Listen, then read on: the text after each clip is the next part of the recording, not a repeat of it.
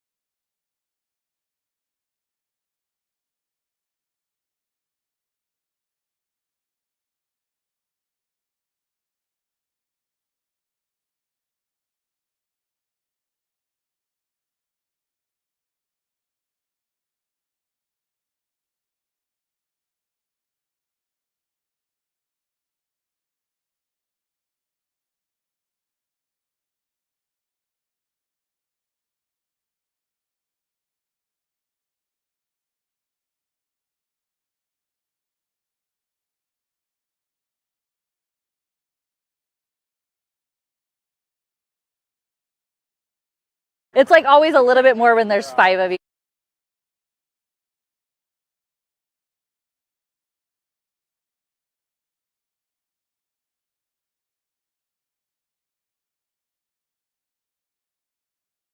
Sierra Hellstrom, SIERRAHELLSTROM.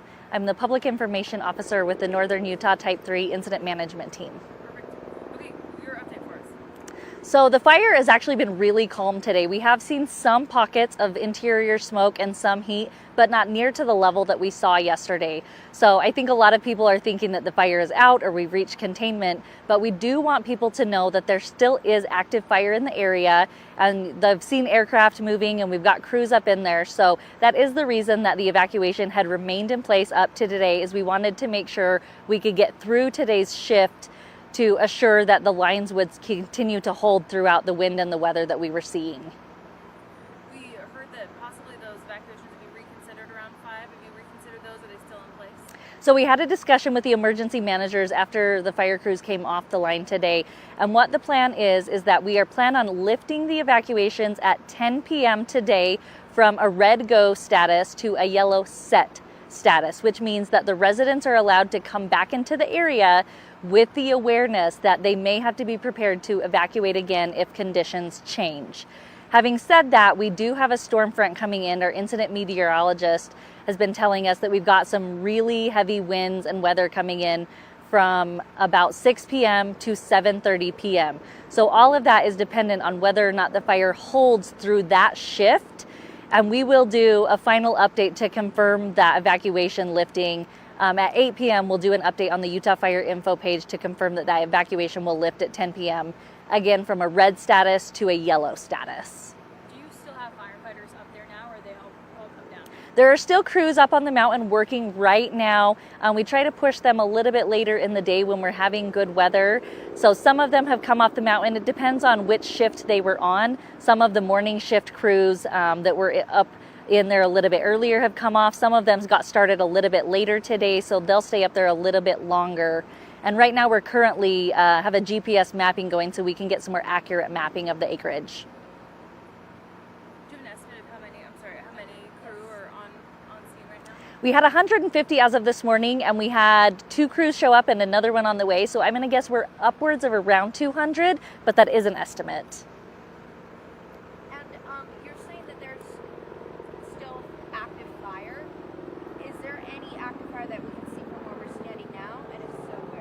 No, most of the active fire is not visible from right here. The area right behind us is a lot of the grassy area, and those fuels burned rather quickly, and so we don't see any active fire there. Most of the fire we're seeing is on the northern and southern flanks, where there's a little bit heavier fuels and vegetation, where the brush is thicker, and that heat is sticking in those fuels. That's where they've been doing most of the bucket drops this afternoon to try and squash those heat sources, because that gamble oak can create a lot of ash that can jump for upwards to a mile. We were seeing it jump over 300 feet yesterday. So if we can knock those hot spots down when it's a little bit cooler before the weather comes in, it prevents those spots from slopping over the line.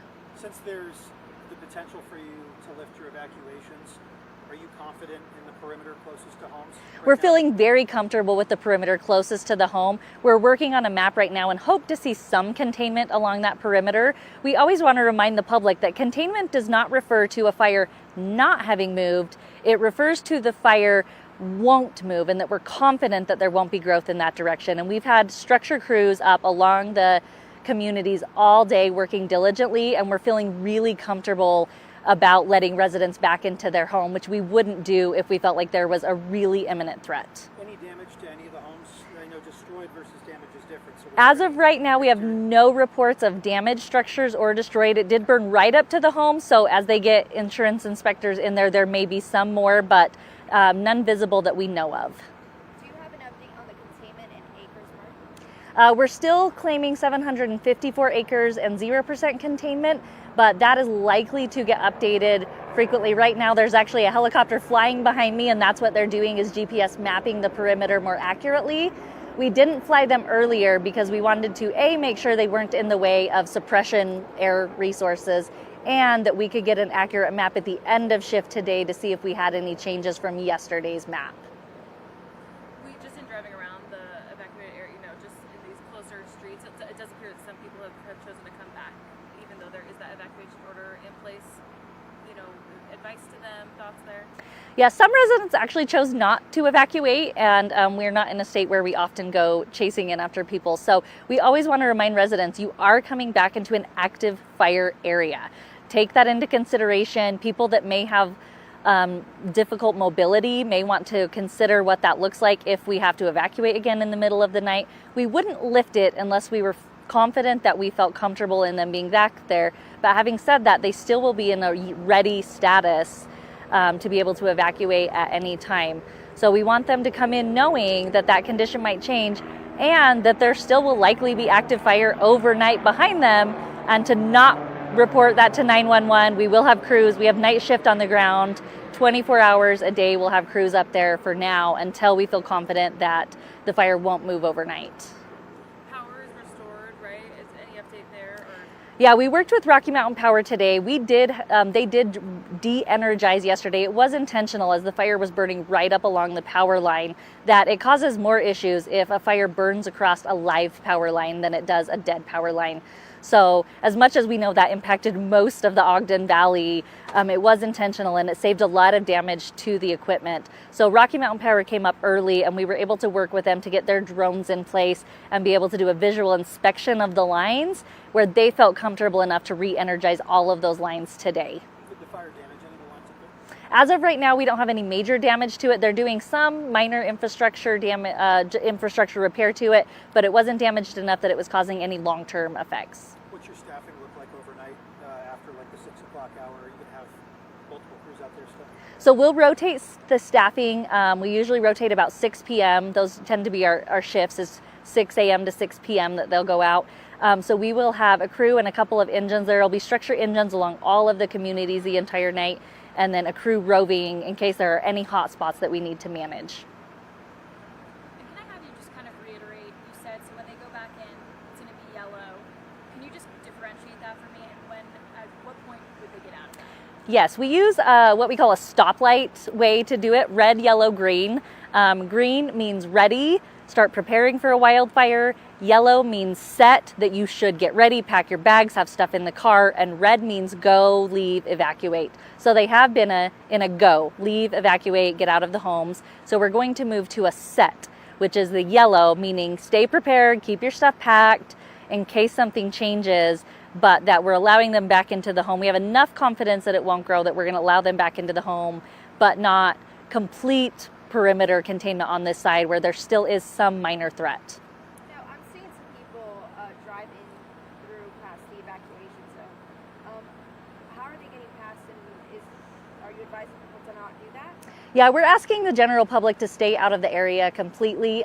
Even when the evac lifts, we're hoping that the public stays down out of the area. That has been some of the issues, is we have a lot of heavy equipment up here working, And it does cause a lot of concern when we have people, I understand they want to come see the fire, get some cool shots of the helicopters, but it does cause issues as they're up in here. So there are closures, and we do have law enforcement around if people do go off of the closed areas, which is basically all of the dirt areas. And there's just a lot of trails and things up there that people know their way around. So we're just asking them to respect that closure, both for our safety so that we don't have to worry about them, as well as their safety, as even if they can't see smoke, there are still hot spots, there are stumps, there are holes where they could fall in, and there's a reason that the closure is in place, both for our safety as well as theirs. Have you had any issues with the TFR and potential drone incursions at all? We did have a drone incursion last night, and it happened around the same time we were getting ready to stand aircraft down because of wind anyways, but it does cause a concern where that was actually the initial reason we started standing the aircraft down, is because people were flying drones. So we always want to remind the public, drones of any size are not allowed over fires while we have an active TFR, and we are flying aircraft. And I would hate for that to be the reason that we have to stand aircraft down and ever lose a structure or community. In this fire, that hasn't been the case, and we were luckily able to hold it, but we have had fires before where drones are the reason we stand aircraft down, and then we end up losing structures. So we remind the public to respect all of the closures, both on the ground and in the air. Anything else that you think that we didn't touch on that you want the public to know? Yeah, we want to remind the public how much we appreciate all the gratitude and everything they've done. The first 24 hours is always a lot of work, a lot of stress for the teams initial attacking the fires. And so one thing we do want to do is thank them, and that we are really set on donations. We have so much stuff that people brought, and we're very grateful for that. But we do have food in place. We have a logistics staff and a supply staff bringing us food and water and everything like that. So if they want to do something, always help your local volunteer fire departments or your local fire departments. You can donate to them, or you can always, I mean, we love to see signs in the neighborhoods and things like that to show the support to the firefighters up on the mountain. Thank you. Appreciate it. Awesome. I'm glad I didn't put them down my shirt because I think I'm just